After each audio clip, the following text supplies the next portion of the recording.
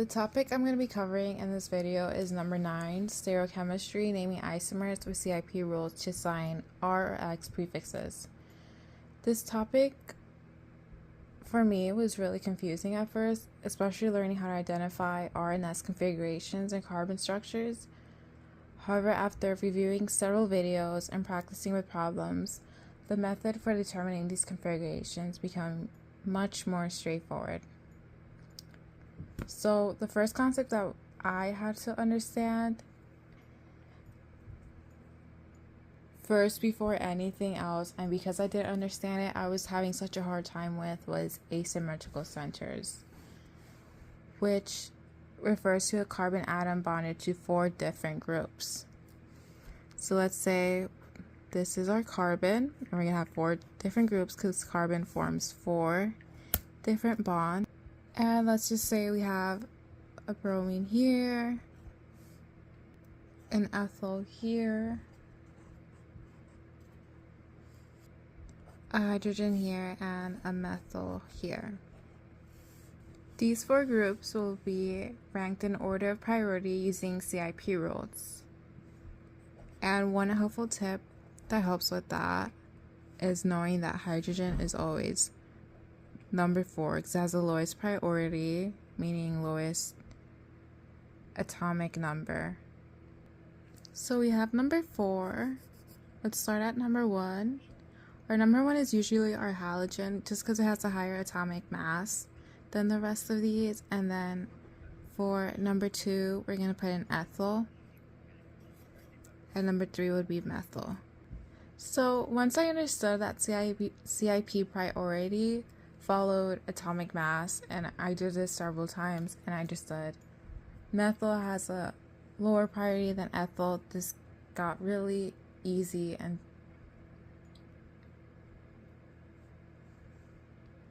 so once we have the priority of these 4 groups established, the next step is to determine whether it is R/S configuration. And R is a clockwise configuration, S is counterclockwise.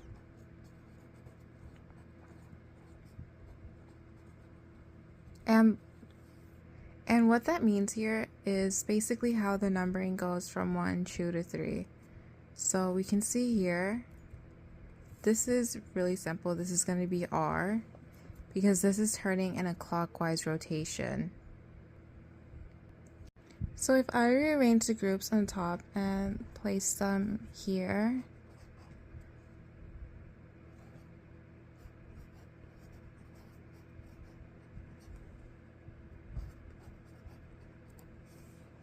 I do my CIP priority, hydrogen number 4, bromine number 1, this, as you know, is number 2, and this is number 3.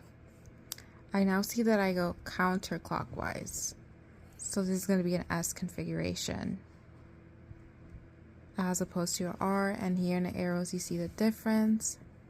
Going counter, so it's S, and then clockwise, so it's R. But the position of your hydrogen atom can affect your final configuration.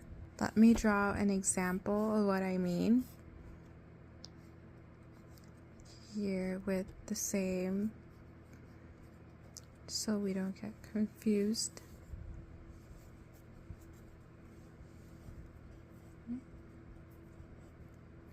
Here, because hydrogen is pointing at us, it's going to give us an opposite configuration. So I'll show what I mean. This is going to be 4, sorry, that's supposed to be 4, not 1, 3, and 2. So let me just ignore that hydrogen coming towards us for a moment.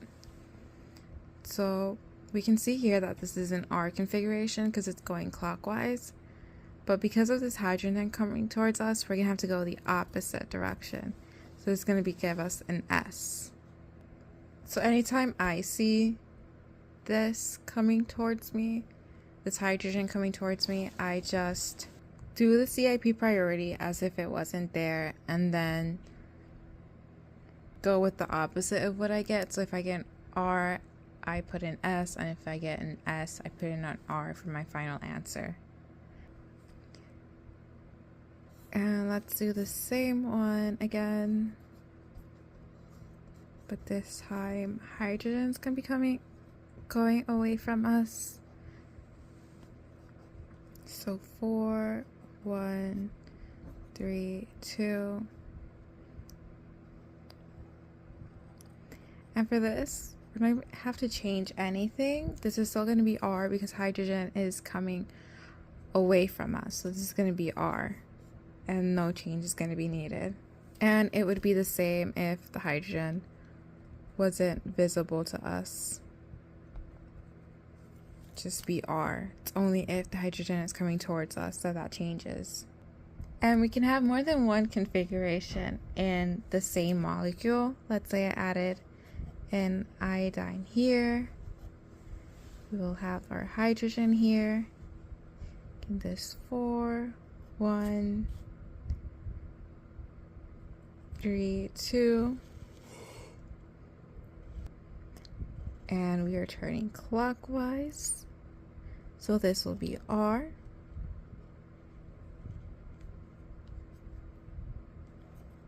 To R. 3S. That's how we would write it if we were to name this.